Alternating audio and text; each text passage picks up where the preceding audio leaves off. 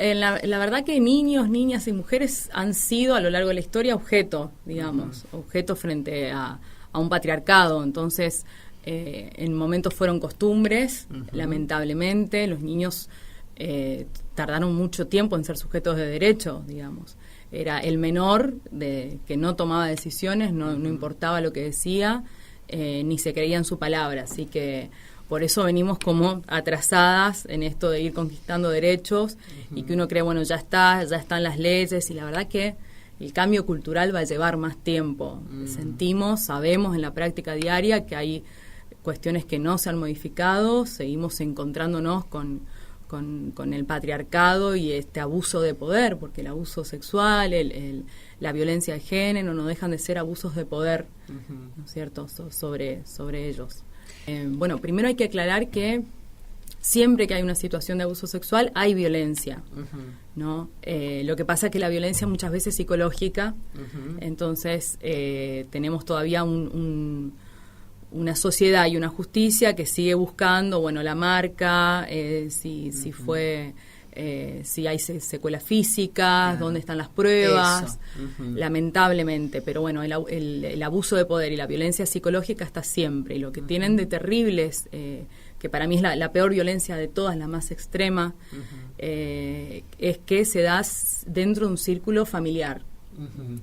Lamentablemente, en el 80% de los casos, el abusador es un familiar o amigo de la familia, y esto hace que para el niño o la niña sea mucho más difícil pedir ayuda, porque recibe violencia de la persona que debería protegerlo y cuidarlo. Entonces, esto es lo atroz del abuso sexual. Hay complicidades en el medio, generalmente, y es muy difícil después hacer el abordaje de esta niña o niño que ama a su padre, porque es su padre, y a la vez tiene una hostilidad, no pongamos la palabra odio, pero por lo menos una hostilidad terrible o una confusión por lo menos por haber sido víctima de eso, que cuanto más niños son, menos van comprendiendo, menos comprenden qué es, ¿no es cierto?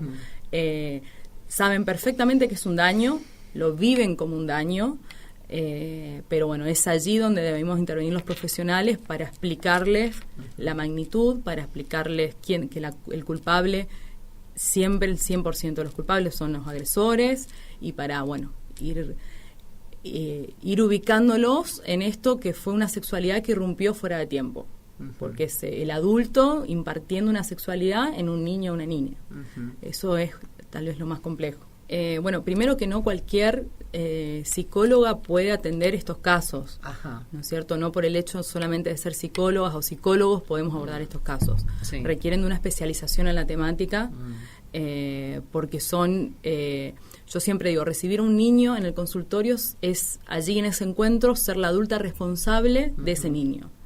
Entonces hay o palabras o gestos o acciones que ese niño o niña que sucede en sesión, que si una después no tiene las herramientas necesarias para eso, convertirlo en una denuncia, aportarlo a la justicia, convertirse en perito de parte, es material que se pierde y que se daña inmensamente al niño o a la niña. Eso pasa. Hay mamás que a veces vienen y dicen, ya fuimos a 3 psicólogas y no se animan a hacer el informe, y los niños no repiten como un adulto constantemente, o sea, las escenas las van reproduciendo.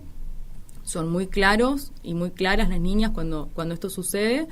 Tienen múltiples formas de manifestarlo, pero esto no es que pasa desapercibido. Siempre dicen cómo el adulto se da cuenta, y el licenciado Jorge Garaventa, que me encanta, le dice cómo no se dan cuenta.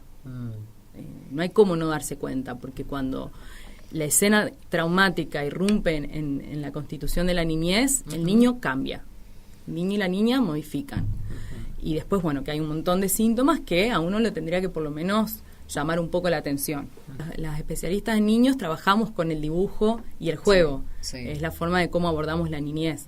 Así que tenemos una lectura sobre los dibujos. Los dibujos a veces son muy explícitos y a veces no, y a veces están en la etapa de 2 o 3 años, que es la etapa de garabateo, que es el niño o la niña el que le da sentido a ese dibujo.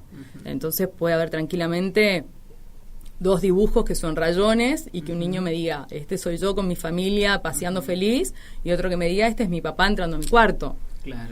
Y yo lloro. Entonces, es importante el sentido que le da al niño, eso es con lo que trabajamos, ese es nuestro material interpretativo, la forma de jugar. Los niños, incluso se están dando muchos casos también de niños que abusan de otros niños, ¿no es cierto? Entonces, y en esto también vemos que la sociedad o la familia actúa culpabilizando al niño que abusa. Cuando un niño de 4, de 5, de 6 años está abusando, es porque esto lo está repitiendo de forma automática, y está siendo sometido a la vez en su entorno. Entonces son dos problemáticas muy complejas que hay que abordar. Hay engaños, es una violencia que se da mediante la seducción. Esa es la diferencia con otro tipo de violencias. Y en todos los ámbitos y en todas las edades, además. La escena es tan traumática y es tan avasallante que incluso en mujeres adultas lo que les pasa es esto de paralizarse, entonces es muy difícil frenar la situación. En niños más, los niños de 3, de 4 años hacen lo que los adultos le piden. Creen que está bien lo que los adultos dicen que hagan. Claro. Entonces, si se los cría en una situación de abuso sexual constante, van creyendo que es una forma de crianza. Por eso es muy importante la educación sexual en las escuelas, en los colegios, porque la otra vez nos reunimos con un grupo de psicólogas que trabajamos en esto y concluimos todas que después de dar una charla de educación sexual en un curso, 1 o 2 pueden identificar que estaban siendo abusados. Cuando uno le explica cuáles son las partes privadas del cuerpo, que nadie se las puede tocar, que está mal, que ahí empiezan a escuchar otro relato, que no es el que tenían, y empiezan a adquirir otro aprendizaje. Y ahí pueden empezar a preguntarse, pero bueno, si a mí me lo hacen, ¿cómo que está mal? Es difícil porque fueron siempre problemáticas del ámbito privado, ¿no? Y hace muy poco, en los últimos 10 años, se empezó a entender que no son más problemáticas del ámbito privado, que no pueden golpear a una mujer y como vecina que no te importe, y después uno se entera de un femicidio y dice, sí, yo fui escuchando, pero son temas de pareja, y bueno, lo mismo con el abuso sexual. Y con la familia se dan muchas cosas, me han tocado madres muchas veces que tampoco quieren denunciar. Vienen también de toda una historia de sometimiento donde a veces el abusador, que es el patriarca de la casa, es quien sostiene a todos. Exacto. Entonces el abusador preso trae aparejado consecuencias para toda la familia. Y el 80% de los abusadores son hombres. Son hombres. Las estadísticas son que también la mayoría de las personas abusadas son niñas, son femeninas. 1 de cada 5 niñas en nuestro país sufre abuso sexual, y siguen siendo, igual que en violencia de género, siguen siendo, digamos, los porcentajes altísimos de hombres, porque además el sistema patriarcal lo imponga un hombre, una mujer o ambos, es sostenido por el hombre, digamos. La mujer que se crió en una cultura patriarcal y la defiende, defiende que sea el hombre el que sea el dueño de las mujeres de la casa. Tiene que ver mucho con el tipo de abuso, si fue sostenido en el tiempo, digamos, hay distintos grados de gravedad. Si fue un solo abuso, qué tipo de abuso fue, ¿no? Si fue porque hay un montón de abusos, desde exponerlo a pornografía, desde exponerlo a imágenes, desde tocarlo hasta una violación. Entonces, si esta fue desde un desconocido o un vecino o el propio padre, es muy diferente cómo uno atraviesa el trauma, depende de cuál es la vivencia, y si fue una vez y el niño o la niña pudieron hablar, o si fue durante años, que son un montón de casos que ahora están apareciendo, que lamentablemente una tiene que llegar a la adolescencia para poder decir, bueno, ahora puedo hablar. Así que tiene que ver con todo eso.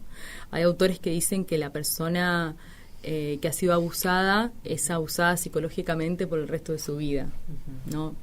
Es una palabra como fuerte, pero yo creo que en la experiencia de atender a adultos que han atravesado esto, es una herida que está.